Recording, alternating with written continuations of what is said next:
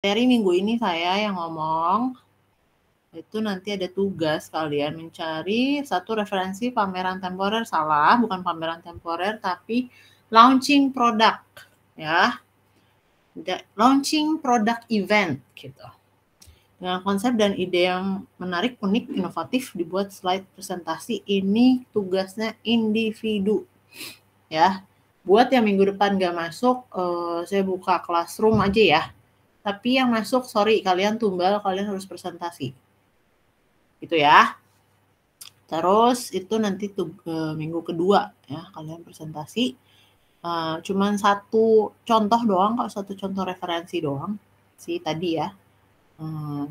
Launching product event. Kalian udah pernah dengar belum ya istilah ini? Launching product event tuh kayaknya banyak sih yang sudah banyak melakukan. Nanti banyak lah contoh-contohnya.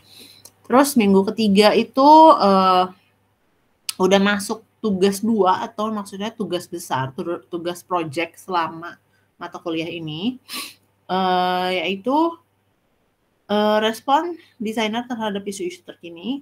Salah satu isunya adalah Indonesian Artisan Product. Kalian harus cari tahu apa itu artisan product. Kemudian atau melanjutkan stupid retail, ya topiknya juga adalah artisan product. Gitu ya. Jadi nanti ini ada urusannya sama stupid retail. Kalau Nabila mungkin belum nyampe ke sana ya, cuman yang lain ini sudah masuk ke stupid 3, tinggal mengkaitkannya sama stupid 3 sebenarnya kalau mau hidup kalian lebih santai. Ya. Maksimal luasan area itu 15 meter kali 10 meter. Jadi kasus biasa ya, kalian udah tahu drillnya lah ya, udah dikasih stupin 1, stupin 2 juga. Ada referensi, ergonomi, mood board, konsep, material scheme. Kemudian masuk ke 4, ideasi, sketsa ide, 3 alternatif desain, terpilih 1 lah paling enggak gitu. Terus ini kan luasannya juga lebih kecil sebenarnya. Jadi apa ya, setiap hari, setiap minggu asistensinya sebenarnya bisa dikaitkan sama retail, stupid retail. Jadi bisa 1 kali asistensi menang 2 gitu, menang dua mata kuliah sebenarnya. Ya. Ini bisa dilihat sendiri ya, ada apa aja kan, biasalah ideasi, material, ideasi final, konsep, gambar kerja layout, gambar kerja, UTS pun presentasi aja, kemudian gambar kerja lagi, gambar kerja poster. Gitu ya. Udah tahu ya ini ya. Ada pertanyaan nggak? Atau langsung masuk aja ya ke topik ya.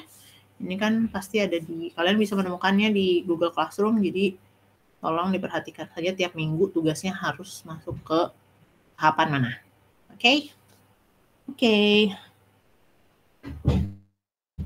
Ini ya, slideshow.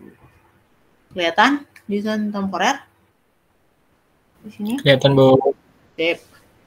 Yuk, apa itu desain temporer? Definisinya, desain ya. Udah tahu kan, to conceive and plan out in the mind, apa yang ada di pikiran kalian, apa yang ada menjadi ide dari kalian. Harus mempunyai purpose, harus mempunyai tujuan untuk menciptakan, untuk fashion itu untuk merancang ya. Kata-kata lain fashion itu rancang, execute melaksanakan, konstruk, membangun sesuai dengan rencana. Atau bahasa lainnya membuat gambar, membuat pola, atau membuat sketsa akan sesuatu hal, itu desain ya. Kemudian temporer berarti dari kata temporary atau dalam bahasa Inggris yang artinya adalah lasting for a limited time. Yang dalam bahasa Indonesia artinya sementara waktu, sementara atau darurat. Jadi desain temporer adalah suatu rancangan yang bersifat sementara waktu, gitu ya. Oke? Oke, dah tujuan desain temporer apa? Tujuan kelas ini ya maksudnya tentu saja untuk pengetahuan kalian dalam merancang desain yang sifatnya hanya temporary. Kemudian ini kreativitas kalian sungguh diuji karena Gini deh, sekarang kan manusia geraknya cepet banget ya. Dari iPhone aja gitu, iPhone yang canggih, termasuk teknologi canggih gitu. Dia pasti tiap tahun ngeluarin produk baru, sama kayak Samsung ya, itu dua produk itu kan saingan terus nih. Kreativitas mereka tuh bener-bener diuji banget, apa nih yang harus baru gitu. Bukan hanya dari tampilan, tapi juga ininya ya, kalau iPhone kan pakai iOS, kalau ini kan pakai Windows gitu-gitu. Ini harus kreatif, apa nih yang paling baru gitu. Apakah dari kameranya, apakah dari tampilannya, apakah dari bentuknya, ergonominya bagaimana, atau malah saling sikut-sikutan, kayak gitu-gitu. Ini kreativitas. Kalau dalam skala luasan itu tidak terbatas ya. Tidak terbatas tapi dibatasi gitu sebenarnya. Makanya kalian tetap dituntut karya orisinal dan kreatif, cuman walaupun dengan catatan karya orisinal ini udah susah banget mendapatkannya, kecuali kalian tumpang tindih ngambil inspirasi sini, terus kemudian jadi hal yang baru. Gitu. Bagaimana cara mendapatkan yang baru ya harus kreatif. Terus di sini juga kalian belajar apa itu jenama ya, harusnya kalian kalau sudah membuat tugas nanti yang kalian presentasikan hari Sabtu itu si jenama ini sudah mulai muncul sebenarnya. Apa itu jenama? Bahasa lainnya adalah brand ya. Mungkin lebih terkenalnya brand atau merek. Merek yang sesuai dengan karakter produk. Jadi kayak ginilah kalian mengkarakter diri kalian sendiri seperti apa sih? Misal Santri Merati itu orang yang ekstrovert, senang kebebasan, sedikit kreatif, saya nggak mau bilang terlalu kreatif, sangat mencintai kejujuran, bla bla bla bla bla bla bla panjang. Itu jenama branding yang kamu bikin untuk diri sendiri gitu misalnya ya.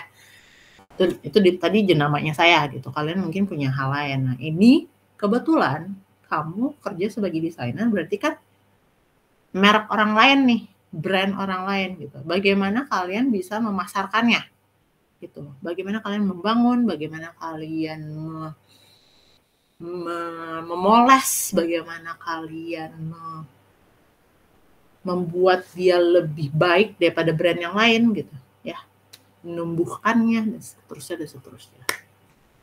Kemudian ini masalah peminatan juga, misalnya kalian nanti kan udah dapet nih kemarin ya stupin ruang personal, udah dapet stupin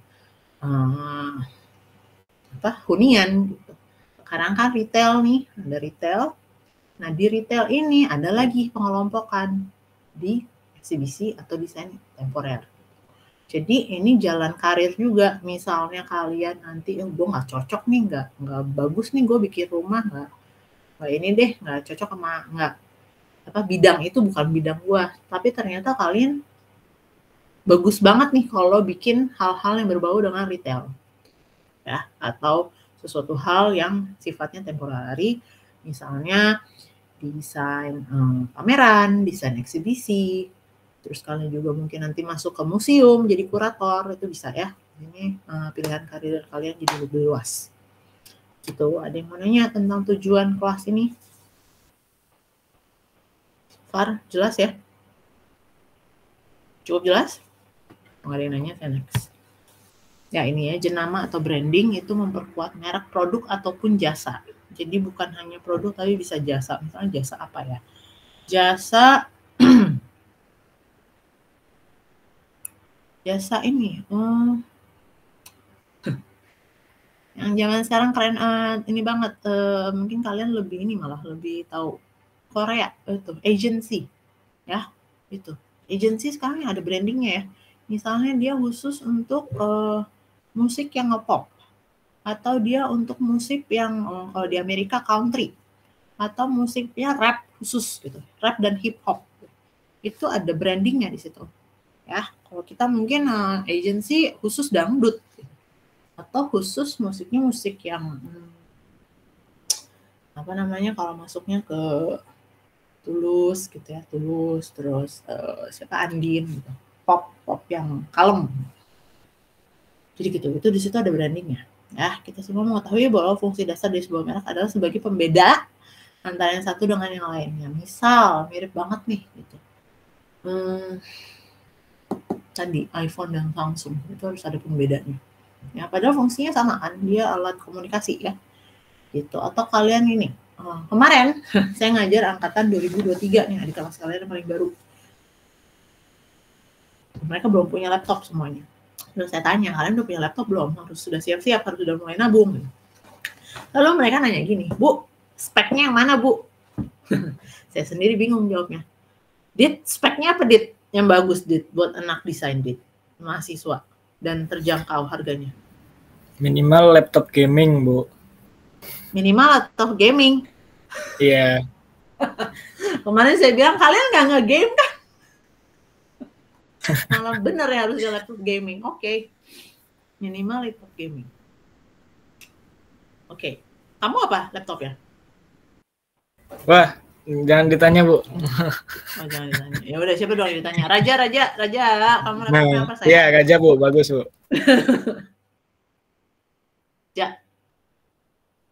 Raja. Kenapa, Ibu? Laptopmu apa speknya?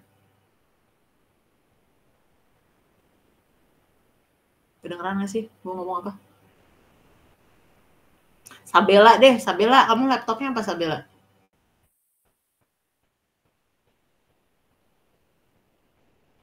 Mereknya apa? Oh, Acer. Oke. Awas cepat rusak ya.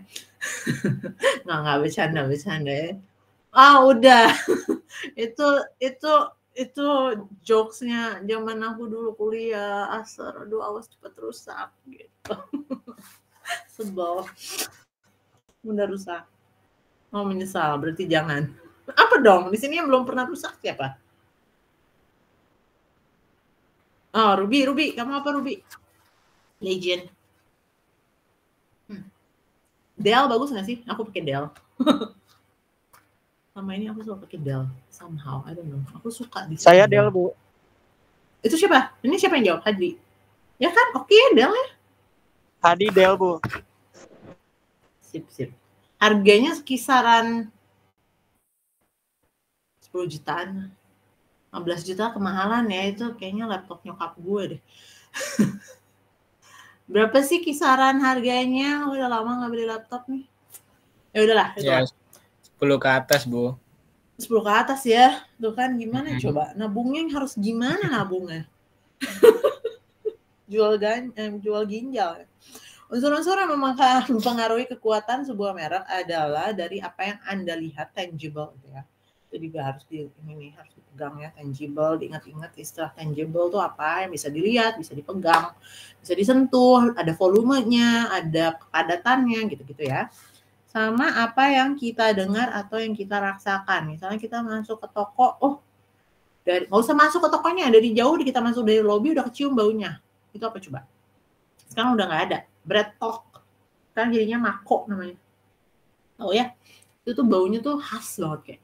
Bau bikin lapar gitu. Itu sebuah branding yang bagus. Dari jauh dia udah ngasih udah menggelitik rasa sensor indera penciuman kita, atau indera penglihatan kita, atau indera pendengaran gitu ya. Yang kalau dengar apa ya? Kalau dari walls atau roti itu apa namanya? Roti yang dari mana-mana ada. Apa sih yang suka lewat di depan rumah kita? Sari roti. Itu juga sebuah usaha membangkitkan brand yang luar biasa gitu loh. Karena ada jingle-jinglenya itu kan ya. Oke, tangible produknya, packagingnya, kemasannya gimana, identitas visual dan seterusnya. Intangible itu kualitas produk dan jasa. Atau tadi ya saya sebutin, begitu udah ada brandnya, udah ada tokonya, udah ada barangnya, produk, digelitik lagi gitu indera perasa kita dari apa itu gitu ya. Bukan kualitasnya, rasanya, atau dari tadi baunya, suaranya, dan seterusnya. Gitu ya. Nah, ini diskusi nih. Kalian siapa yang sering mengkonsumsi produk ini? Saya dulu anti banget ini. Julia, Bu. Akhir-akhir ini saya jadi suka. Julia, kamu pilih yang kanan atau yang kiri? Yang Bu? kiri Bu biasanya. Sama. Saya juga. Yang kiri ya. Coba yang lain ada juga yang suka konsumsi ini? Siapa di sini yang suka sakit-sakitan? Dulu sih Saya, Bu. Siapa tuh? Sebutin namanya. Saya nggak bisa lihat kamu soalnya. Nabila. Oh, Nabila, kamu suka yang kiri yang kanan? Yang kiri, Bu. Kenapa pilih yang kiri? Ayo. Soalnya sering, karena kan dari dulu keluarga sering pakainya ini, Bu. Jadi keterusan, jadi nggak nyoba merek lain juga. Nah, itu ya. Ada juga yang namanya apa istilahnya, kesetiaan. Setia pada produk ya. Dan bahkan jadinya tuh pas kita, karena saking setianya dan dia saking tuanya, dia pelopor dan seterusnya, kita sampai menyebut produk tersebut ketika kita menginginkan barang yang diinginkan itu. Misalnya Pepsodent gitu ya. Padahal kan itu sebenarnya pasta gigi ya. Tapi kita nyebutnya Pepsodent atau odol. Odol pun sebenarnya nama merek. Bukan barangnya gitu. Barangnya itu pasta gigi. Atau gini, hal lainnya adalah air mineral. Kita kecenderungan ngomongnya aqua. Ya, kalian ingat-ingat lagi deh. Sering nggak sih kalian ngomongnya kayak gitu? Ketika mau minum apa gitu, kalian nyebutnya aqua. Atau kalian nyebutnya, oh saya pengen teh gitu. Terus otomatis kalian ngomongnya teh botol. Gitu. Atau teh kotak. Padahal di situ kan kita nggak ada teh kotak, adanya teh pucuk harum, ada teh poci gitu, yang lain-lain. Padahal yang kalian maksud adalah ke situ gitu. Pengennya teh yang dalam kemasan gitu loh ya. Paham? Ini kenapa karakter jenama yang lebih kuat tolak angin? Ada yang mau sebutin lagi nggak? Tadi si Nabila kan memang pelanggan ya. Kalau yang nggak suka minum ini siapa ya? Vina kamu suka minum ini nggak? Saya jarang banget Bu. Tapi menurut kamu mana yang lebih kuat jenamanya? Tolak angin. Tolak angin. Oke, lagi Devi. Menurut kamu mana yang jenamanya lebih kuat? Tolak angin, Bu. Oke. Ruby? Tolak angin juga, Bu. Lintang? Hadir Bu. Mana yang lebih kuat jenamanya? Tolak angin sih Bu. Hadir. Oke. Kenapa ya? Mungkin ini benar sih. Kenapa tolak angin lebih kuat? Saya pun merasanya tolak angin lebih kuat. Karena kenyataannya saja memang si tolak angin ini lebih tua. Dia muncul ini di tahun 1930-an. Ya. Itu pertama kali adanya si tolak angin ini sudah muncul 1930. Sementara antangin itu baru ada tahun 1970-an. Jadi beda 40 tahun. Nah, di situ mungkin si tolak angin sendiri sudah membangun karakter, sudah membangun jenama, sudah lebih banyak orang yang percaya gitu. Sampai dia ada pendapat dia memang lebih kuat gitu ya. Padahal mungkin barangnya sama-sama aja. Ada yang pernah nyobain antangin nggak tapi? Terus ngebedain rasanya antara tolak angin sama antangin mana yang lebih enak? Ada? Pernah, Bu. Emang lebih enak tolak angin? Iya, jahenya lebih kuat. Oh, oke. Ya udah, memang benar yang asli. Kalau Aqua gimana? Aqua dengan misalnya Nestle. Enakan Nestle. Atau Minerale. Enakan Nestle. Apa? Cleo. Oh. Nah ini ya, kalau Aqua berarti udah dapat banyak saingan ya sebenarnya. Cuman kalau menurut saya begitu kita minta minum sebenarnya ketika ditanya masuk restoran mau minum apa, kita jarang ngomong air mineral. Kita kebiasaan ngomong aqua gitu. Maunya aqua karena mungkin aqua memang bahasa lainnya kan air ya gitu. Aqua, air, akuarium gitu kan. Aquatic itu kan sebenarnya aqua tuh air gitu. Jadi di kepala kita sudah terbangun kalau mau mintanya air mineral itu ngomongnya aqua gitu. Padahal yang keluar nanti bisa si Clio, bisa si Nestle, bisa mungkin malah keluarnya lebih mahal tuh. Apa namanya?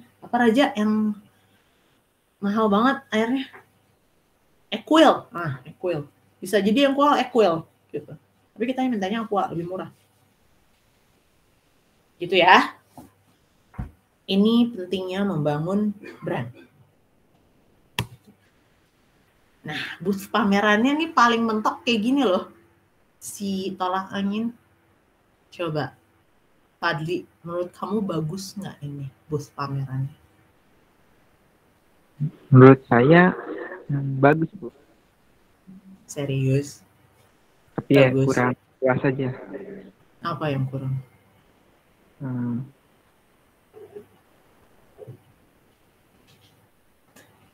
Ayo, sebagai calon desainer ternama di Indonesia nih harus bisa ngeritik. Masih terlalu lama gitu, Bu. Belum kayak terbaru.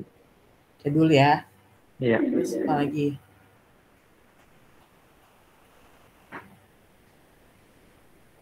Kamu bisa lah ngomongin pencahayaan, material, apapun itu, lantainya, dindingnya, silingnya, logo, karena kita udah masuk ke retail, jadi bisa ngomongin logo. Bisa, ini udah retail juga, bisa ngomongin display. Sampai ke baligo-baligonya. Yuk dibantu, siapa yang ada yang mau ngeritik ini, berani ngeritik, yuk. Hai Bu, Ini siapa ya? Ruby. Yuk Ruby, silakan. Kalau menurut saya dari lantainya itu kayak masih biasa aja. Terus kayak dekorasinya itu tuh cuma bunga-bunga yang nggak tahu apa koneksinya sama si brand itu apa. Terus kalau dari segi dinding dan lantai, terutama kayak di dindingnya tuh cuma kayak pakai baliho, dan balihonya tuh nggak didesain misal untuk sisi ini gimana, jadi kayak mau masukin semua produknya gitu. Jadi nggak ada yang highlight gitu loh, Bu. Sip. Banyak banget yang bisa dikritik di sini. Ceilingnya kenapa bolong? Itu kenapa harus dimunculin gede banget sih, muncul putih-putih doang, padahal bisa lo lebih elegan. Gitu. Terus benar tadi, kalau pun misalnya mau naruh tanaman, kenapa sih nggak sekarang kan orang yang datang kan sudah lebih pintar ya, sudah lebih banyak dapat informasi, mudahnya teknologi informasi ke sekarang kan kita jadi lebih banyak tahu ya. Ini si tolak ingin si muncul ini tuh sebenarnya ingredientnya apa aja. Kalau mau menampilkan tanaman itu, kenapa enggak ya tanaman si ingredient tersebut gitu kan, misalnya ada jahe, misalnya ada temulawak, misalnya ada madu di sana, mungkin sebenarnya bisa ya ditampilkan itu. Ini sekedar bunga-bunga seadanya yang mungkin beli di pinggir jalan gitu kan. Terus dari displaynya juga, kenapa sih mesti semuanya harus dipajang gitu, padahal udah jelas yang paling dicari orang adalah yang si sachetan tadi gitu. Kenapa nggak cuma sachetnya doang gitu kan ya. Ini semuanya pengen dipasang.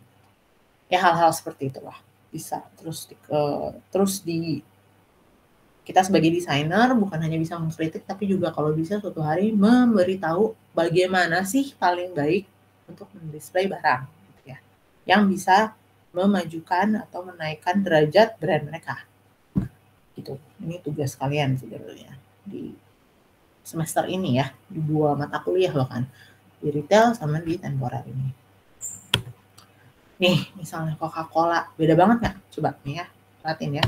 Sudah muncul jualan jamu, nah Coca-Cola yang jualannya minuman, satu jenis. Fadli, sekarang komentar lagi ya. Bagusan mana Fadli? Bagusan yang ini, Bu. Coca-Cola kan dia lebih ada konsepnya nggak sih? Walaupun mungkin belak-belakan gitu ya, ada kaleng gitu ya, udah kalengnya jadi booth. Ataupun yang misalnya nggak booth pakai kaleng, ini yang sebelah kanan ya, yang tampak depan, tampak perspektif sama tampak perspektif lagi yang kanan. Itu kan lebih simple tapi eye catching juga gitu, terus menyampaikan brandnya belak-belakan gitu, Coca-Cola. Atau kalian mau dengan cara ya sudah kita pajang saja produknya yang di bawah tuh, dibuat sedemikian rupa sehingga membentuk suatu ruang ada nirmananya di situ, ada konsepnya, ada permainan, dan seterusnya gitu ya. Itu maksudnya Fadli, bedanya ini ya. Kelihatannya cara displaynya yang sudahlah, yang penting ke display, syukur-syukur kejual semua gitu. Sama ini yang belum tentu mereka harus jualan sebenarnya, ya nggak? Dengan hadir di sana aja memberikan kesan kalau ya kita join nih dalam event ini dengan warna merah kita yang memang kaleng kita warnanya merah gitu kan, semua orang ingat, semua orang tahu. Orang nggak beli juga nggak apa-apa gitu, karena kita sih bagian dari acara aja. Yang pasti orang beli sih, nggak mungkin nggak ya. Gitu. Ya, kalian baca aja untuk mengingatkan, ada namanya Papanek, Victor Papanek, pengantar bukunya, dia menulis pengantar buku desain, namanya Design for the Real World, mengungkapkan bahwa dalam zaman produksi massal dan ketika segala sesuatu harus direncanakan serta dirancang, desain telah menjadi alat paling kuat yang digunakan manusia. Dia bisa membentuk kehidupan dan lingkungannya dengan ekstensi dan masyarakat serta dirinya sendiri. Dan nanti ini baca lagi sendiri aja soal produk ya. Gimana seorang desainer itu harus bertanggung jawab tidak hanya untuk pekerjaannya, yaitu ya, menjual barang, produk, tapi juga ke bumi, keberlanjutan alam dan ketahanan kehutanan alam ya, bumi, lingkungan, ruang, serta manusia dalam proses kehidupan. Gitu. Kenapa ini penting? Karena dalam temporer itu kan semuanya serba cepat. Jadi kan kadang-kadang kita pakai barang itu mungkin yang nggak bisa dipakai lagi, dibangun harus langsung dihancurin ya. Kalian udah ngerasain sendiri lah gitu. Pameran, kalian udah pernah ya pameran di DW. Emang kalian bangun panel, habis itu panelnya dibuang? Ya enggak dong gitu kan. Panelnya harus bisa dipakai lagi gitu kan. Ya itu maksudnya. Jadi harus sustainable. Ya. Apakah dari nanti ini dipakai untuk acara selanjutnya, atau kalian bisa mendaur ulang bahan tersebut gitu. Itu udah jadi tanggung jawab kalian sejak dini gitu. Jadi nanti tolong perhatikan material yang kalian gunakan saat merancang. Sebisa mungkin bisa dipakai lagi, bisa di knockdown, atau bisa digunakan dalam kesempatan berikutnya, atau sekalian di recycle. Ya. Oke, terus ini ada pendekatan desain, saya cuma ngingetin aja. Ada arus pendekatan desain secara umum, ada 2 arus ya.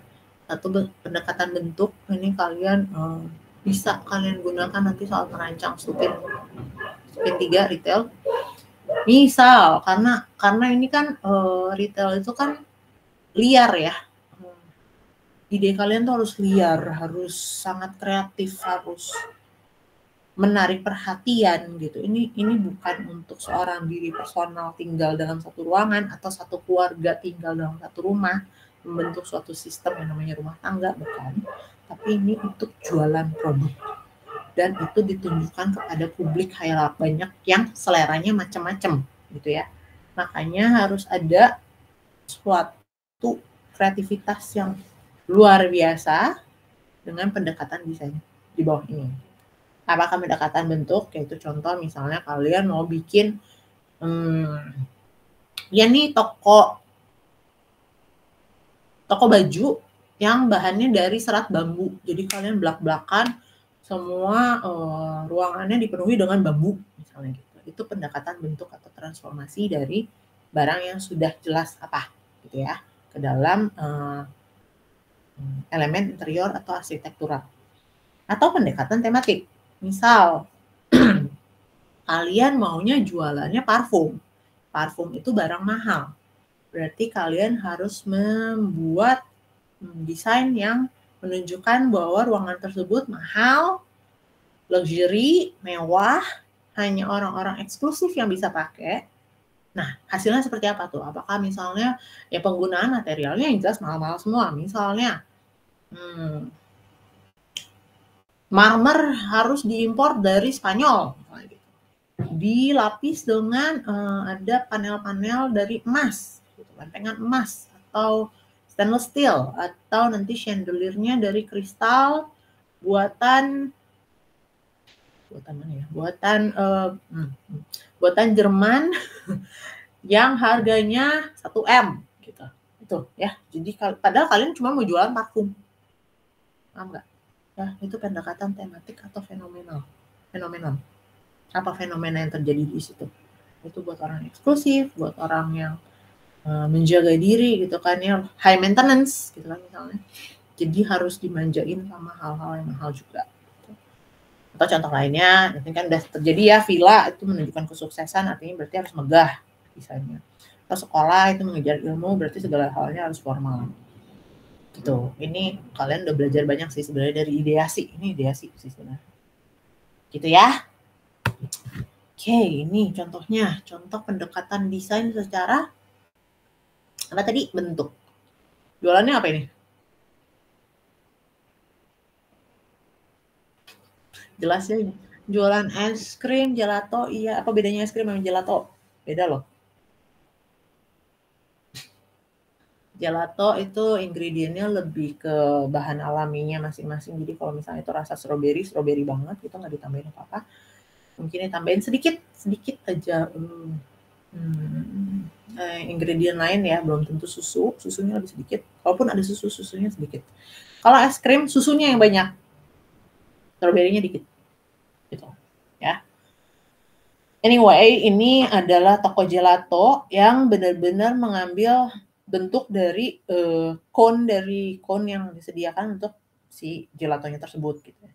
Terus untuk desain dekoratif si display itu, meja displaynya sendiri itu ada lelehan air mencairnya si gelatonya, terus mungkin di atas ada gelembung-gelembung yang diibaratkan kalau misalnya gelato itu ditumpukan gitu ya. Jadi benar-benar plek-plekan. Ya udahlah gitu, kita buat playful. Atau warnanya juga warna yang ceria seperti warna-warna yang dihasilkan dari gelato, terus diaplikasikan di ruangan gitu ya. Atau yang gini udah benar-benar lebih plek-plekan lagi, lu jualan donat ya udah lu bikin kursi dari bentuk donat dengan segala hiasannya, dengan segala garnishnya. Apakah itu bentuknya seperti ada kumis atau ada sprinkle-nya, itu yang meses ya, kalau kita mesesnya gitu kan, atau ada candy-candy-nya dan seterusnya itu jadi kursi. Kemudian kan kita kan kebetulan hidup di abad TikTok dan abad Instagram dan abad semuanya harus ada ini ya, menunjukkan diri sendiri gitu. Orang pasti senang lah duduk di sini gitu, dan itu menjadi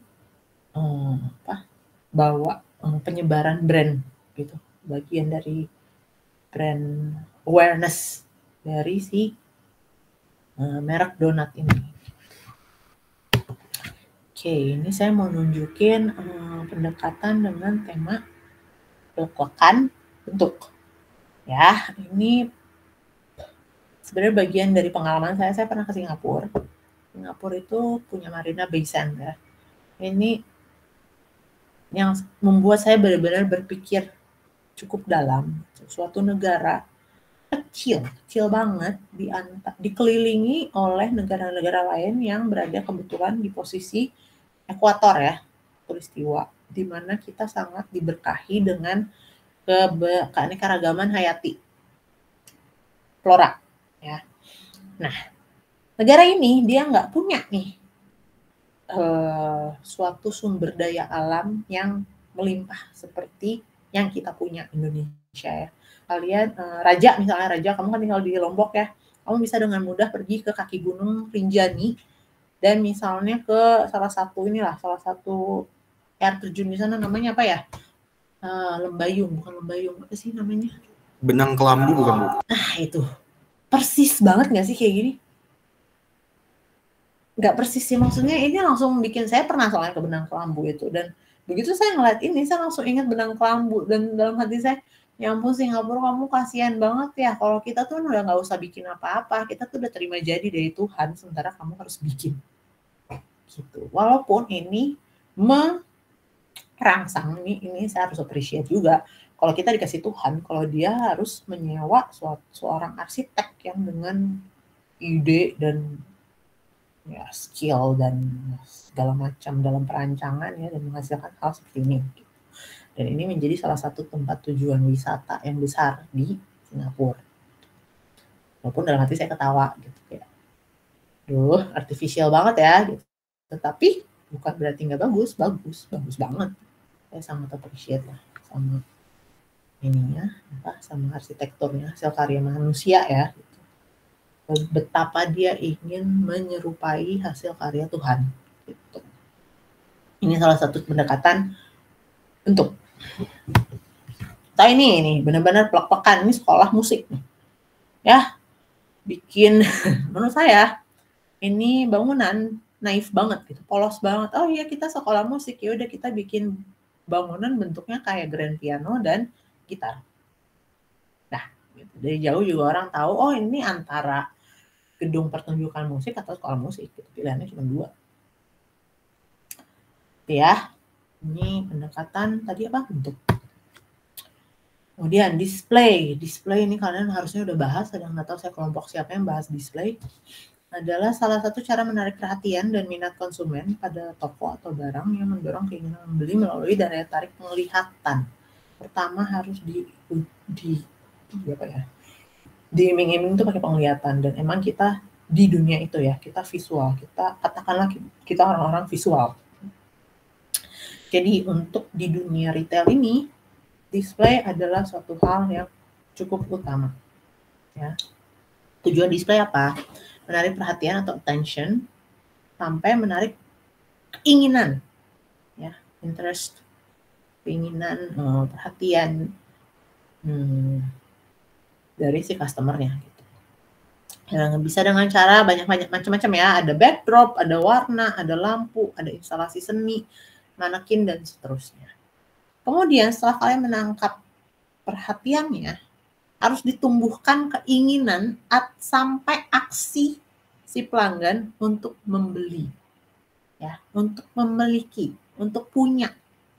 Jangan cuman menarik perhatian terus oh ya udah oke, kita keluar lagi. Jangan, jerat. Harus dijerat sampai dibeli. Ya, itu tentu saja dibantu dengan dibantu dengan orang mungkin yang di dalam yang ngebantuin. Iya, ini barangnya harganya segini, nanti dapat diskon, bla bla bla bla bla. Cuman kita sebagai desainer harus entah bagaimana caranya itu dijerat untuk punya barang tersebut, customer. Oke? Jenis display juga mungkin harusnya kalian ini membahas ya, nggak tahu saya kelompok siapa yang membahas. Ada 3 jenis open interior. Paling nggak ada 3 jenis. Ada open interior display, ini bagus untuk supermarket ya, supermarket atau serba gitu. Closed interior display yang ada tertutup, jadi harus dibantu sama pelayan di situ. Misalnya contoh-contohnya untuk toko jam, perhiasan, apa lagi? Jam, perhiasan, kosmetik kadang-kadang ya, kosmetik itu harus dibantu. Sampai architectural display itu yang ya IKEA gitu loh. Kalian masuk IKEA gimana sih caranya? Biasanya ada simulasi. Karena kalau di IKEA kan tergantung ruangannya ya. Ruangannya misalnya ruangan tidur, berarti kan dia dikumpulin tuh. Ada tempat tidur, ada nakas, ada meja rias mungkin, ada lemari, ada kursi cantik, kursi pojok, kursi baca gitu kan. Dan nanti kalian pindah ke living room, mungkin berarti ada sofa set, ada TV-nya, ada meja side table, ada coffee table, dan seterusnya sampai ke kitchen gitu ya. Itu beda cara displaynya dari open interior sama closed interior. So far ada pertanyaan? Atau kalian akan ngebahas sendiri sih nanti hari Sabtu. Ya. Oke, terus kemudian ada window display. Ini yang pertama, ini seakan-akan fasad dari toko. Kalau dimanapun kalian toko itu berada ya, apakah di mall atau yang di jalan, itu sebaiknya ada window display.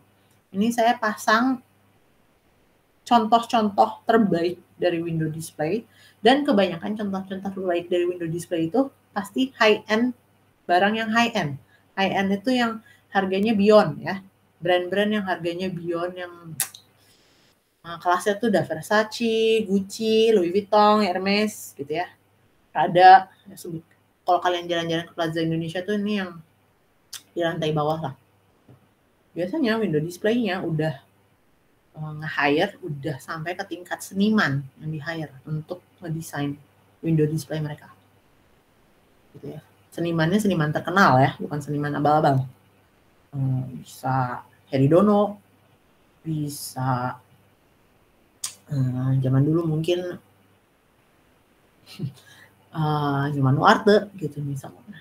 Zaman sekarang sih mungkin Mang Mul ya. Mang Mul, tau Mang Mul nggak sih? Rajut tuh begitu.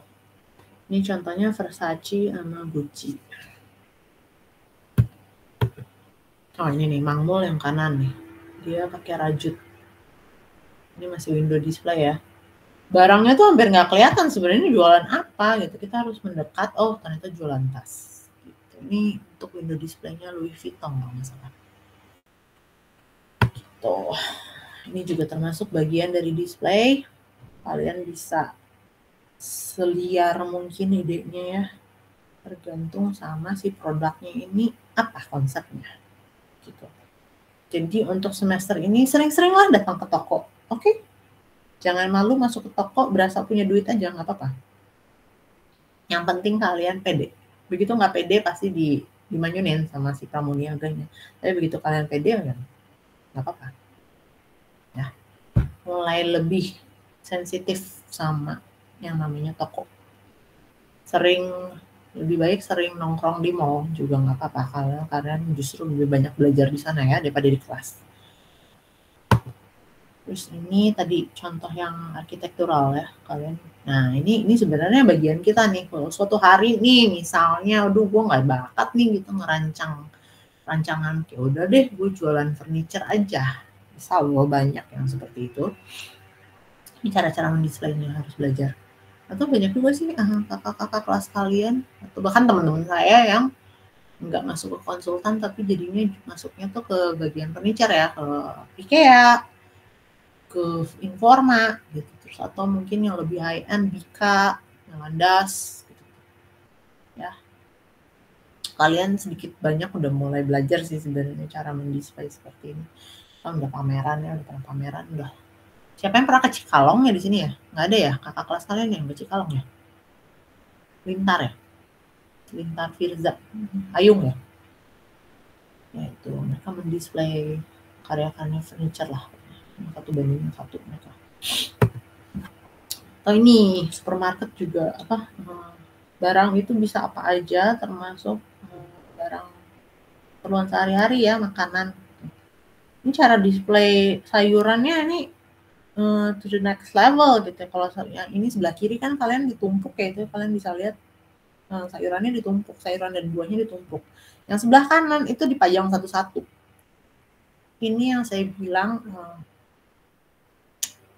suatu produk dipajang sedemikian rupa sehingga seakan mereka itu berhala, gitu. Produk berhala, produk yang harus diluhurkan. Dan kebanyakan caranya itu adalah dengan banyaknya sinar. Jadi kalian tolong juga untuk semester ini bermain-mainlah dengan lighting ya. Yang ini aja lah, yang sekalian over the top gitu. Jangan pelit sama yang namanya lighting. Oke? Dan bagaimana lighting itu bisa didapatkan. Nggak cuma dari downlight loh. Gitu ya. Nggak cuma dari downlight, nggak cuma dari spotlight. Dan tidak juga hanya dari strip light ya, ada banyak sekali caranya. Nah ini display untuk barang-barang yang kecil-kecil ya, perhiasan, kosmetik, terus lagi mungkin alat elektronik juga, sampai ke spidol, sampai ke pena gitu kan. Pena ada ya, masih ada ya pena yang mahal, Parker, merek Parker mungkin kalian tahu. Gitu. Belajar-belajarlah cara display itu seperti apa. Ini yang tadi buat. Ini kalau sekilas gini kelihatannya cuma buat ini ya, cuma buat buah sama sayuran. Padahal kalau kalian masuk ke toko-toko yang lucu-lucu kayak toko mainan gitu juga ini banyak digunakan sebenarnya. Toko mainan, toko buku, toko kosmetik juga pakai ini. Kalau kalian masuk ke body shop misalnya. Gitu. Nah, terus ada istilah juga namanya pop-up store, sebuah toko yang dibangun sementara, temporary dengan tujuan menghabiskan barang dagangan. Sama kayak tadi ya, si jualan tolak angin itu tuh pop-up store juga kan, dia mau ngabisin barang aja tuh. Gitu. Ngabisin barang mungkin udah habis udah deket masa ininya. Apa? Istilahnya? Expired. Atau kedua, tujuannya adalah membangkitkan brand awareness dalam jangka waktu yang sangat singkat. Jadi brand awareness itu tingkat apa ya istilahnya pengetahuan atau kita aware tuh ya tahu pengetahuan kita tentang brand tersebut gitu. Yang tadinya nggak tahu jadi tahu. Oh ternyata ada brand ini ya. Terus karena waktunya singkat, biasanya si pramuniaganya ini juga lebih interaktif sama kita. Jadi ada keikatan impresi atau keikatan emosional berdasarkan pengalaman. Karena dia ngajarin produk ini tuh bahannya ini loh, kita lagi campaign lagi sustainability atau against animal, gitu, cruelty to animal, bla bla bla. Ya itu pop-up store. 2 tahun ke belakang ini, tugas kakak kelas kalian adalah bikin pop-up store. Kalian pasti udah pernah lihat juga lah karya-karyanya ya, pop-up store itu seperti apa. Nah, tahun ini kami dosen-dosen sudah mulai jenuh, jadi kita ganti topik. Ini contoh pop-up store ya, bisa hanya ukurannya mungkin 3x3, 3x4, gitu kecil lah. Walaupun lebih besar mungkin dari kamar kosan kalian, itu tetap aja kecil.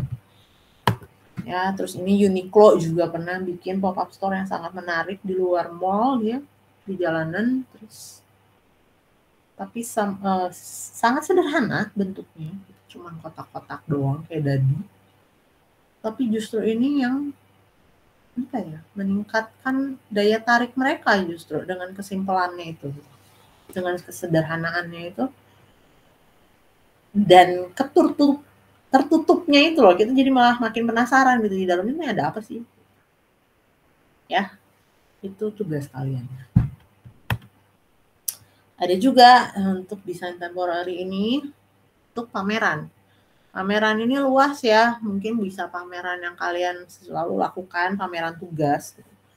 Pameran seninya bisa di galeri, bisa di rumah kolektor, sampai bisa di museum ya, itu masih masuk pameran.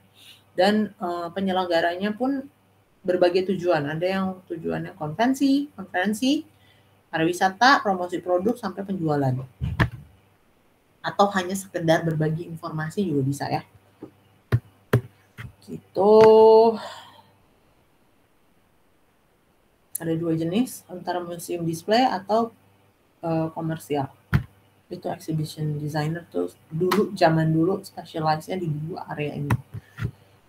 Kemudian ini ada sedikit bukan tujuan ya, apa yang harus dicapai dalam menciptakan atau merancang, mendesain sebuah pameran bagi pengunjung. Apa yang harus diutamakan? Yang pertama adalah kenyamanan, kemudian si pelanggan pengunjung ini juga nggak boleh hilang arah, dia harus merasakan adanya sambutan, dia harus merasakan adanya kesenangan. Ini harus sebagai tempat bersosialisasi, saling menghormati ya, menghormati itu antara yang datang sama yang menyelenggarakan.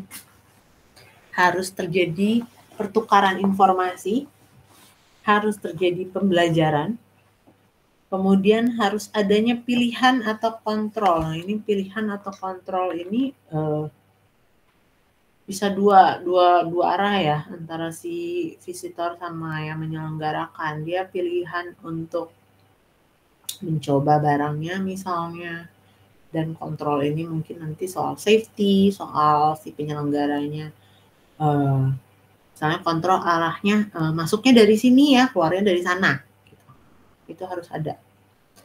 Kemudian yang ke-10 ada tantangan dan percaya diri. Tantangan atau percaya diri ini maksudnya adalah next step, gimana nih cara bikin acara yang lebih baik. atau supaya lebih percaya diri, oh kita belajar dari pengalaman, yang ini harus diperbaiki, yang ini harus dipertahankan, yang ini harus diperjuangkan, dan seterusnya sampai revitalisasi itu ya, bagaimana keterusan kelanjutannya, sustainability itu tujuan dari menciptakan suatu pameran yang bagus. Ini semua kalau bisa 11 poin, semuanya contreng. Ya.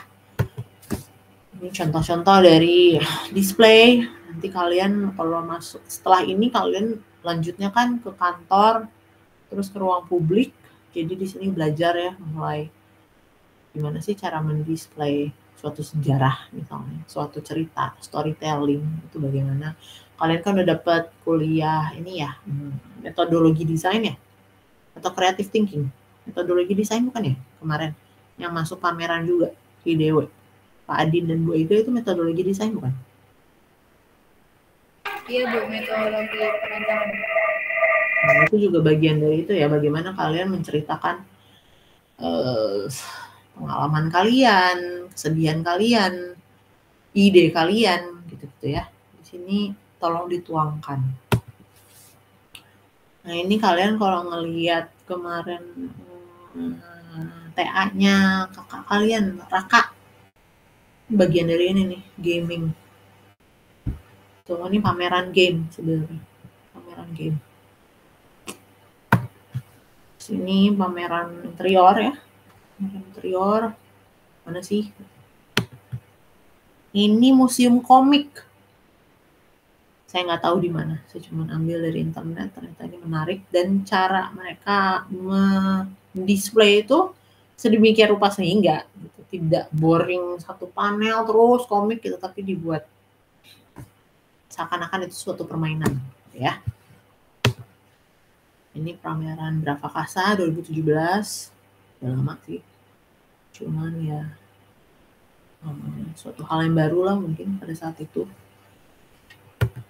Nah ini tugas kalian, product launch, sebuah acara yang diselenggarakan sementara temporary dengan tujuan 1. Memperkenalkan produk baru, 2. Menunjukkan suatu usaha bangkit kembali. Jadi misalnya kita kan terkenalnya iPhone sama Samsung gitu ya. Nah ini ada Nokia. Nokia dulu zaman kejayaannya tahun 2000 awal tuh gitu. Nggak ada yang namanya Samsung sama iPhone tuh nggak ada yang punya. Yang punya semuanya Nokia. Sampai kemarin tahun berapa ya? 2020 kali ya, Nokia ngeluarin lagi nih yang baru gitu. Dan dia ada product launch event gitu. Nah itu gimana? Apa desainnya seperti apa gitu ya? Desain eventnya ya, bukan desain produknya ya. Kemudian membangkitkan brand awareness dalam jangka yang sangat singkat. Yang keempat sama seperti pop-up store tadi, memberikan impresi dan pengalaman emosional kepada pelanggan. Nah, product launch itu yang saya tahu dari tahun ke tahun itu salah satu contohnya ini Victoria's Secret ya, kalian tahu brand tersebut, Victoria's Secret. Brand baju dalam perempuan sebenarnya, BH, celana dalam, lingerie, bikini. Cuman mereka saking udah terkenalnya, setiap tahun bikin acara Victoria's Secret fashion show, di mana mereka punya jajaran model-model tingkat dunia gitu, yang pasti memamerkan dalam acara tersebut. Dan di fashion show tersebut, di mana kalau pasti sadarlah kalau fashion show tuh pasti orang-orangnya si model-modelnya serius gitu ya. Cuman di sini doang model-modelnya boleh ketawa, boleh santai, boleh joget bahkan. Karena di salah satu di acara tersebut pasti mereka mengundang ya saat itu yang lagi top one-nya tuh siapa gitu artisnya. Ini tahun 2014, saya ngambilnya tahun 2014 itu Taylor Swift. Dia kayaknya lagi ngeluarin lagunya yang apa saya juga lupa. Cuman ya kebetulan si Taylor Swift ini badannya juga badan model gitu ya, jadi cocok-cocok aja pakai produk mereka. Pernah juga mereka ngundangnya Justin Bieber ya pernah, Bruno Mars pernah. Jadi ngiringin mereka gitu fashion show-nya. Dan tugas kalian adalah di sini, kalau kalian desainer, adalah desainer panggung. Gitu ya, kebayang tugas kalian udah ke arah mana? Nah ini, yang kedua, BMW, mobil ya, produknya mobil. Nah ini launching mungkin seri 5 nih, seri 5 yang terbaru tuh lihat di panggung. Panggungnya dibuat sedemikian rupa sehingga seakan-akan kalian berada di dalam mobil. Itu kan ada ininya ya, ada ngelihat berapa kilometer per jam gitu kan, ngelihat ada si mobilnya sendiri ada di atas panggung gitu. Dan ini dia acaranya adalah acara gala dinner gitu. Launching produknya, ngenalin produk, tapi kalian mengundang tamu-tamu, entah itu media, entah itu kerabat terdekatnya dari produk dari si merek BMW ini gitu.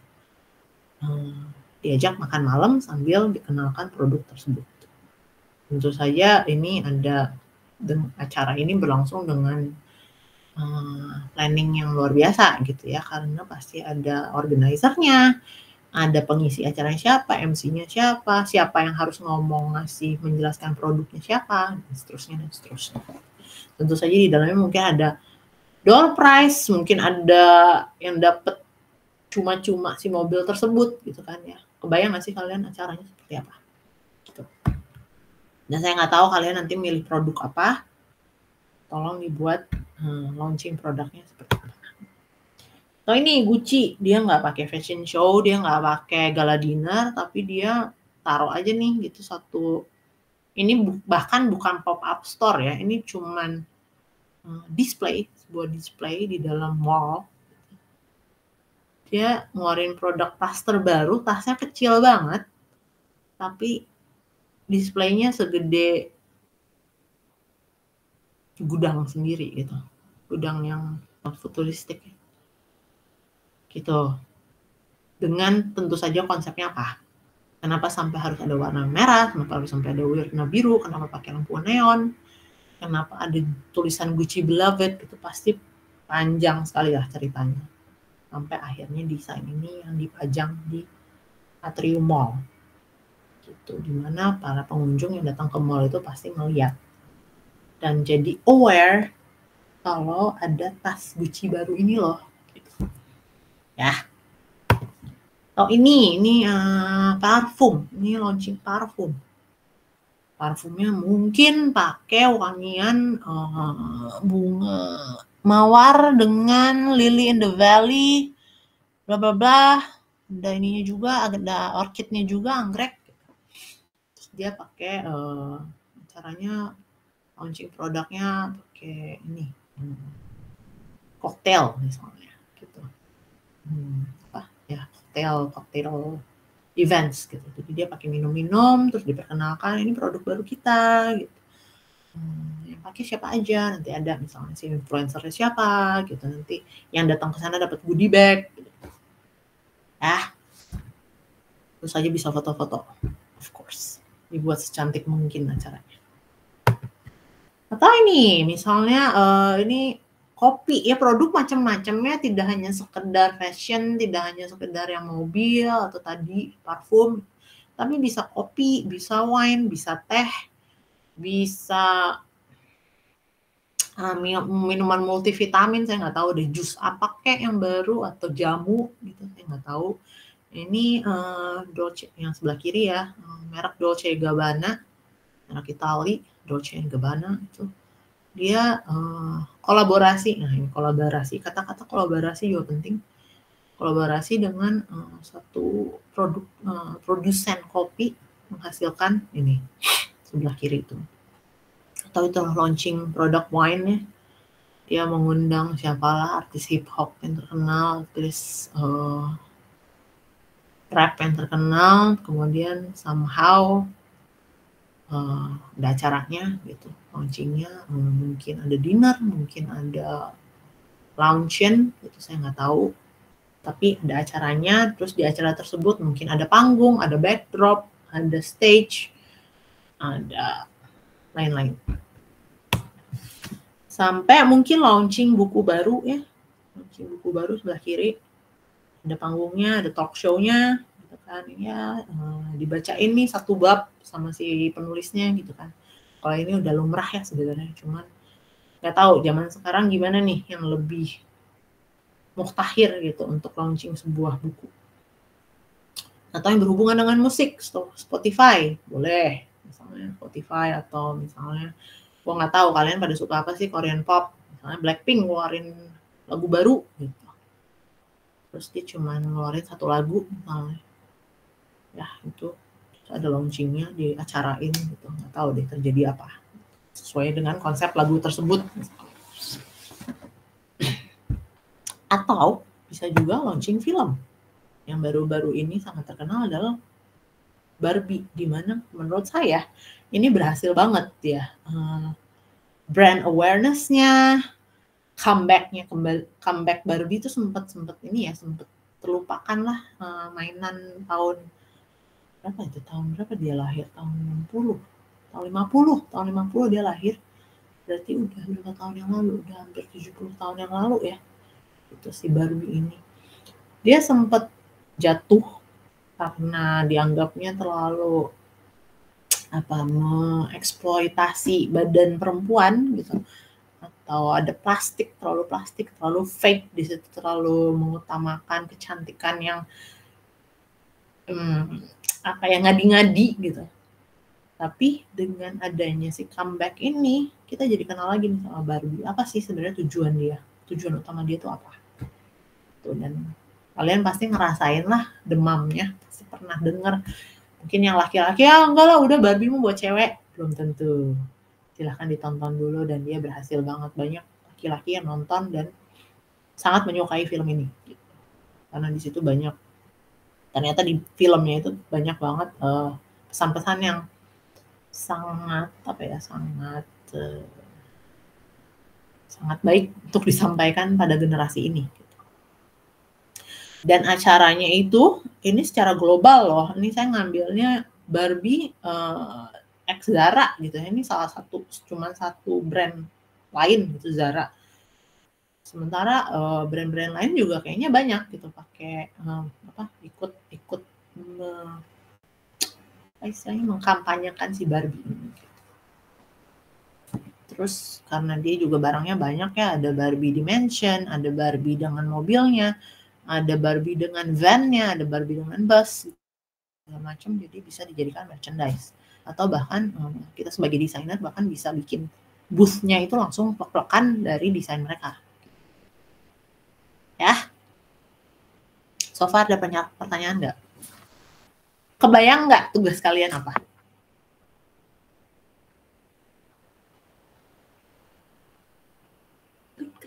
Coba saya mau lihat muka kalian.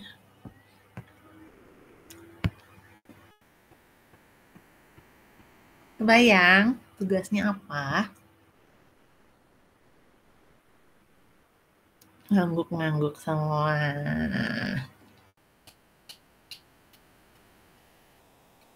Jadi gini, nggak usah dibawa pusing. Kalian cari referensi dulu.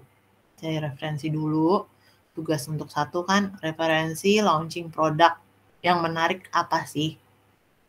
Contoh aja gitu. Ada banyak banget lah. Kalian cari seperti mencari pameran yang menarik apa sih gitu. Tapi ini launching produk, udah khusus nih. Launching produk. Dan tolong, karena ini semester yang sangat menyenangkan, tolong dibuat semenyenangkan mungkin bagi diri kalian ya. Kalian sukanya apa? Misalnya kalian Sabella sukanya suatu hal yang ke Jepang-Jepangan. Ya udah, fokus aja di situ. Apa sih yang kamu suka gitu. Harajuku girl, I don't know gitu. Masih relevan gak sih kalau ngomongin Harajuku sekarang gitu. Atau mungkin ada yang suka Korea sekarang. Kebetulan BTS lagi wamil ya. Gak usah ngomongin BTS deh. Apa Blackpink juga baru kemarin lah, baru tahun lalu tuh udah hingar-bingar banget. Tahun ini apa gitu. Atau kalian mungkin misalnya gini lah, One Piece. Kemarin One Piece tuh ternyata lahirnya tahun 99 ya. Ada yang suka One Piece di sini? Oke, Vina, kamu udah mulai baca One Piece dari umur berapa? Saya nggak baca manganya, Bu, Nonton. Oke, itu kan sebenarnya ada ininya ya, ada komiknya kan. Komiknya tuh ternyata mulai tahun 99 dan saya baru tahu kemarin. Dari dulu tuh saya kayak menghindari One Piece karena menurut saya gambarnya absurd. Saya kan tipe ini ya, komiknya tuh tipe cerita cantik tau gak sih? Yang gambarnya harus bagus gitu. Dan menurut saya One Piece tuh ini absurd banget, mukanya kenapa jelek banget gitu, kenapa emang ada orang sejelek itu? Tapi begitu jadi film, wow, kenapa selama ini saya ketinggalan gitu? Kenapa saya sombong sekali menolak membaca gitu. Nah, itu kan ada di Netflix ya. Kalian bisa loh misalnya, iya nih nanti Netflix mau bikin ternyata film bacaan kesukaan kalian gitu. Misalnya Harry Potter nih katanya mau di remake gitu. Nah, launching si Harry Potter misalnya. Kan berarti plek-plekan harus itu ya. Kalian ini udah budaya yang sangat luas, saya udah nggak tahu lagi kalian sukanya apa. Ini bukan zaman dulu, zaman bapak saya yang semua orang sukanya Beatles, udah satu orang doang, satu grup band doang. Ini enggak, udah beyond lah, kalian udah punya kesukaannya masing-masing. Saya juga udah kepegang lah kalian sukanya apa. Bisa jadi kalian yang ngasih informasi ke saya, ini Bu, ada ini. Gitu. Bisa juga dikaitkan kalau kalian gak mau capek, itu dikaitkan dengan stupid retail kalian. Itu. Yang topiknya adalah, saya kasih bocoran, Indonesian Artisan.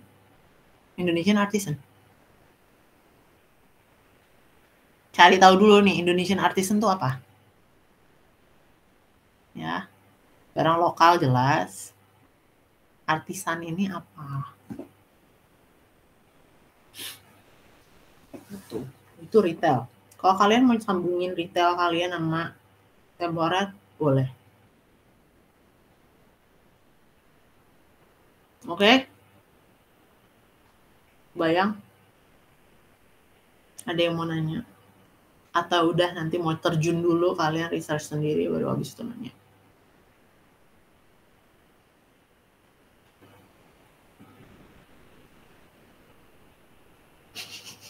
Raja, ada pendapat Raja? Udah kebayang kira-kira apa? Belum. Lintang, kamu jangan kebanyakan pusing ya. Kamu tuh bagus, cuman kadang-kadang suka mau ini, mau itu, mau semua. Ya, coba. Ini tantangan buat kamu nih. Soalnya udah dikasih kebebasan. Jangan makin liar ya. Dikecilin gitu. Gitu. Satu tujuan gitu. Ya, Bintang. Iya, Bu. Julia sama ya, Julia. Kamu tuh bagus, tapi di tengah suka aku bingung gitu. Terus mainin temennya, diukurin satu-satu panjang rambutnya.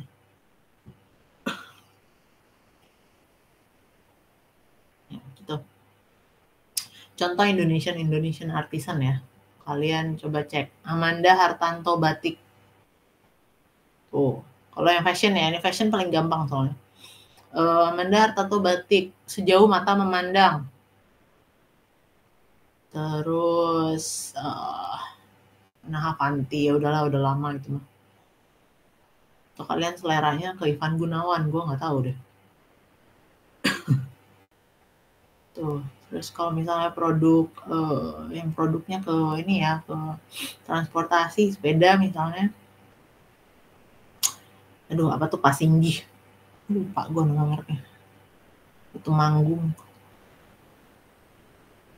Tuh, udahlah kalian cari tahu dulu deh. Jangan saya suapin terus ya. Pokoknya Indonesian Artisan Product. Indonesian Artisan Product. Siapa udah ada ide? Belum. Kalian bisa juga main-main. Ilustrator Indonesia ya, yang terbaru ya. Banyak tuh yang muda-muda.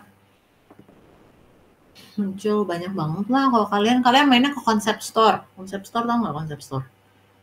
Goodsdep zaman dulu ya, tapi sekarang lagi renovasi habis-habisan nih. Lagi rebranding juga. Ya, gitu loh. Ada yang kepikiran? Mungkin di tempat kampung halaman kalian mungkin ada yang baru mau terbit. Siapa gitu? Barang keramik juga boleh ya. Ada banyak banget. Larasati, Kandura. Kalau mau yang lama-lama, yang sepuh-sepuh, Evi Jayanto. Jangan yang lama-lama lah, yang baru-baru. Kalian masih muda. Ibu Ya. mau tanya, Bu. Yuk.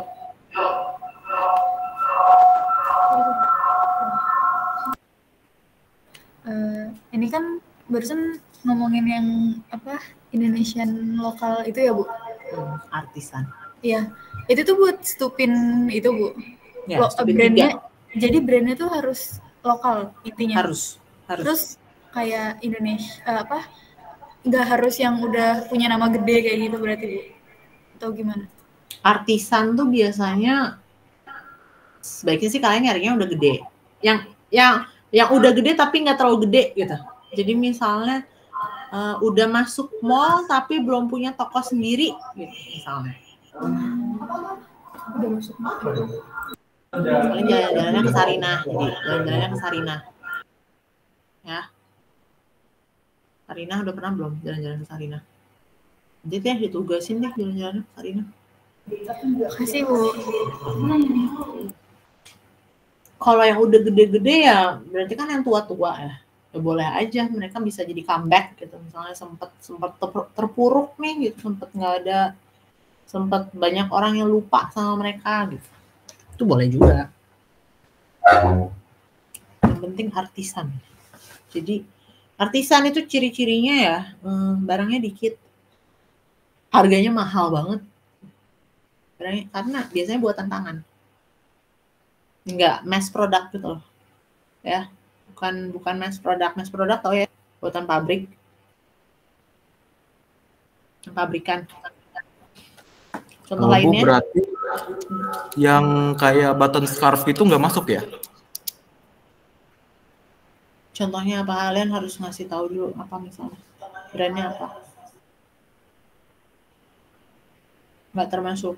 Harus udah pantas dikatakan dia artisan, seniman. Tapi bisa juga misalnya gitu ya, produknya nih ini loh, yang zaman sekarang tuh cookies. Tau nggak sih cookies? Cookies kan sekarang banyak juga yang ngeluarin ya. Tiba-tiba mendadak chef gitu semua orang.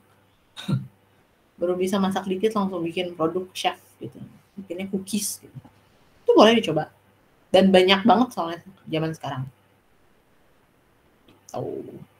Boleh kok sebenarnya saja yang baru mulai sebenarnya boleh banget. Tapi sebisa mungkin kamu cek juga ya di Instagramnya kah, di TikToknya kah, followersnya berapa. Tuh kalau misalnya baru 1000 gitu sih, jangan deh. Contoh kasus tersipu-sipu ya. Tersipu-sipu tuh baru 2000 loh. Janganlah memakai saya. Please. Ini bukan artisan juga sih sebenarnya. Gitu. Makanya mendingan berarti cari bisa yang ya, Bu? Boleh. Tapi kamu harus berani jualan, berani apa sih? Ini bagus, Bu, soalnya ini gitu. Dia karyanya udah masuk majalah apa gitu misalnya. Sudah dipakai sama siapa? Jokowi suka banget nih gitu. Dipakai sama Kaisang. Gitu. Supaya nanti hasil ininya menarik, nggak kebanting gitu loh. Hasil desain kalian, hasil interior desain kalian bagus gitu. Ya nggak kebanting sama barangnya. Bisa kan kalian ngebedain barang yang berkualitas? Kalian pasti mau kan menghasilkan desain yang berkualitas, ya nggak? Berarti barangnya juga harus berkualitas dong. Betul? Makanya mendingan kalian punya alternatif, harus minimal 3. Cari 5 sampai 10 lah gitu. Minimal 3 alternatif. Cari. Oh ya, terus ini juga belajar bikin izin. menggunakan produk mereka sebagai studi. Brand mereka sebagai studi, ya. Itu ya. Ya, Syifa. Ibu Syifa mau nanya, Bu.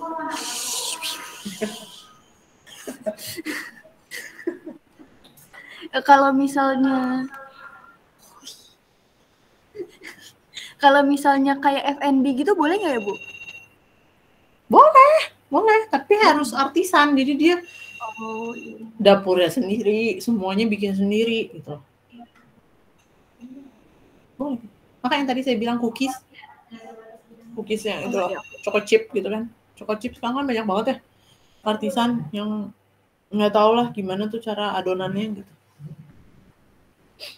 Terlalu banyak ya. Gelato tadi juga artisan.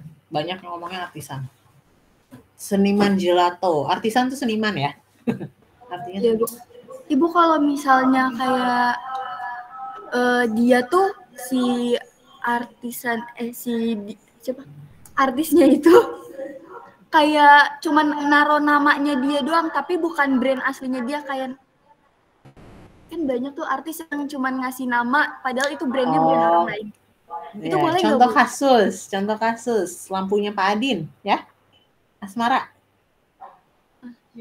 Betul? Pernah lihat? Nah, ini kan kalau itu dia cuma ngeluarin satu produk nih. Di temporer ini boleh. Karena dia ngeluarin satu produk. Kalian nggak boleh pakai di retail. Kebayang?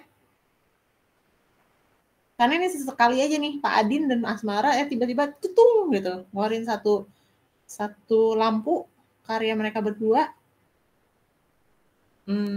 baru grass banget nih satu gitu. Tapi sebelumnya mereka nggak pernah kerja sama. Ya jangan. Ini boleh di temporer tapi nggak boleh di retail. Gitu. Kalau yang di retail harus udah stabil lah, paling enggak mereka sudah since 2017 gitu, itu masih boleh tuh. Since 2020 masa pandemik gitu, udah 3 tahun nih berjalan masih boleh. Kalau Pak Adin sama Bu Asmara, Mbak Asmara kan baru bulan Juni ya, Juli gitu. Ya jangan. Ya. Kebayang bedanya? Makanya asistensi lah pokoknya. Ini kan kelasnya sama Bu Ega ya.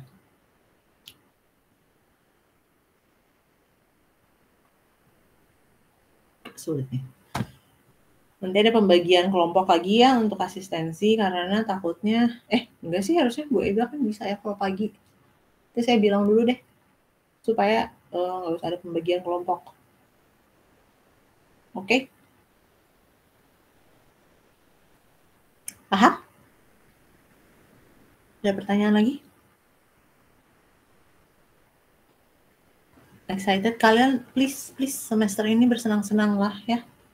Karena tahun 2020, angkatan 2020 sih sangat enjoy ya semester ini. Saya juga. Kalau kaliannya enjoy, kerjaannya juga jadi bagus sebenarnya gitu. Ya. Hasil karyanya tuh jadi bagus. Dan dosennya pun jadi senang sebenarnya gitu.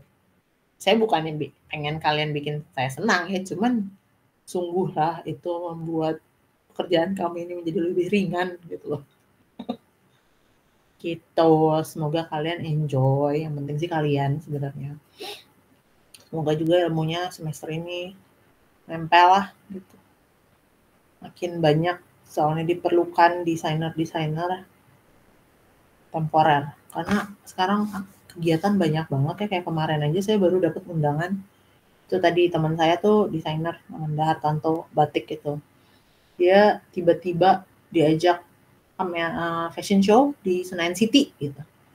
Dengan catatan produknya harus baru gitu. Untung dia lagi produksi seasonnya itu hari batik gitu. Jadi dia punya nih satu koleksi baru gitu. Jadi gitu, serba cepat sekarang. Serba cepat. Oke. Ada yang mau nanya lagi? Savana, ngerti Savana? Syafana juga? Oke. Dea, mau nanya Dea. Dea aman? Nabila aman? Aman, Bu. Bill? Nabila? Aman, Bu. Awas ya kamu ya. Jangan telat-telat lagi ya. Jangan salah-salah kok. Sentil. Dit, dari jauh ngerti, paham? Paham, Bu. Aman. Aman. Apa lagi? Nur Hadi? Nur Hadi? Aman. Oke, yaudah. Kalau nggak ada yang mau nanya lagi, browsing dulu aja ya. Research dulu ya. Dan minggu depan tolong satu reference untuk launching produk yang menarik untuk kalian. Apapun itu. Mau film, mau musik, mau buku, mau fashion, mau F&B,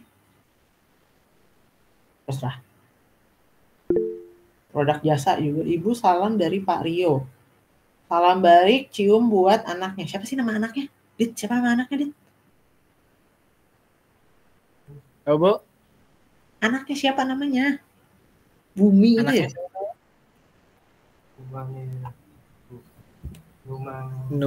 Numa Nayaka, Bu. Iya. Apa ditulis? Siapa nama? Siapa ya? Numa Nayaka ya?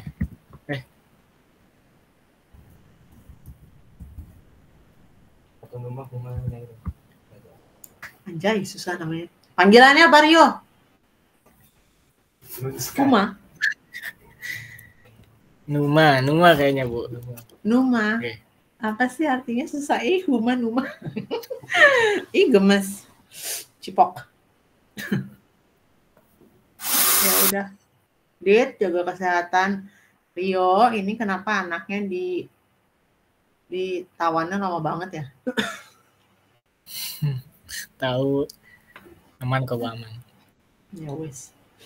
Ya udah. Udah. Nggak ada pertanyaan lagi?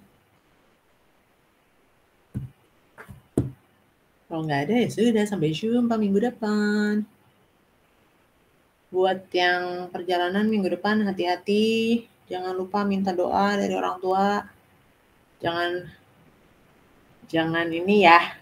Jangan takabur ya. Kota orang ya. Lagi Jogja nih serem.